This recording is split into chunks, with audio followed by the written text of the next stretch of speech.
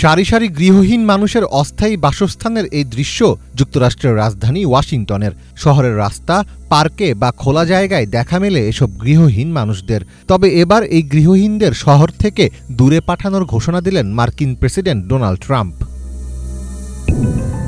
10 August নিজের truth social প্ল্যাটফর্মে মার্কিন প্রেসিডেন্ট ডোনাল্ড ট্রাম্প লেখেন, গৃহহীনদের অবিলম্বে সরতে হবে, থাকার জায়গা দেওয়া হবে, তবে সেটি রাজধানী থেকে অনেক দূরে, আর অপরাধীদের পাঠানো হবে কারাগারে। ট্রাম্পের এই ঘোষণার পেছনে সরাসরি প্রভাব ফেলেছে সাম্প্রতিক এক সহিংস ঘটনা। কয়েকদিন আগে এক তরুণ প্রশাসনিক কর্মকর্তার উপর হামলা চালানো হয়, যা ট্রাম্পকে ক্ষুব্ধ করে। এরপরই ডিসিতে অতিরিক্ত ফেডারেল আইনশৃঙ্খলা বাহিনী মোতায়েন করা হয়। ট্রাম্পের দাবি, শহরে অপরাধীদের বিরুদ্ধে কঠোর ব্যবস্থা নেওয়ার জন্য গৃহহীনদের সরিয়ে দেওয়া জরুরি। তিনি ডিসির স্থানীয় শহরের নিয়ন্ত্রণ ফেডারেল সরকারের হাতে নেওয়ার কথাও বিবেচনা করছেন, যদিও মানবাধিকার সংগঠনগুলো এই পদক্ষেপকে অমানবিক বলে আখ্যা দিয়েছে।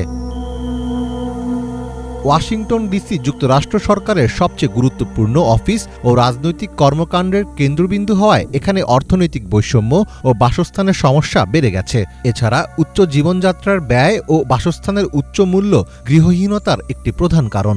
গৃহহীনদের অনেকেই চাকরি হারানো, অসুস্থতা বা মানসিক স্বাস্থ্য সমস্যায় পতিত হন এবং বাসস্থানের সুবিধার অভাবে রাস্তায় জীবনযাপন করতে বাধ্য হন। পাশাপাশি সরকারি আশ্রয়কেন্দ্রের সংখ্যাও এখানে পর্যাপ্ত নয়।